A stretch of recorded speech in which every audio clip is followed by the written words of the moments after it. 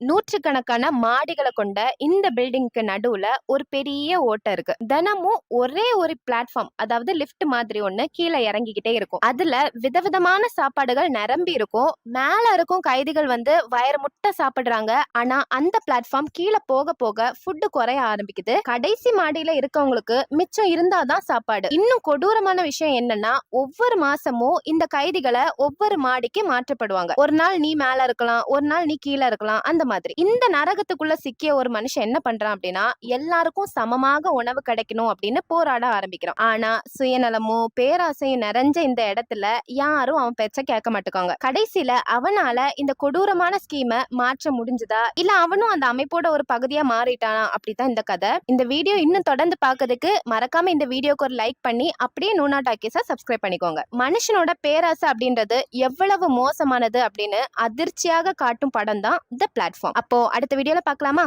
By.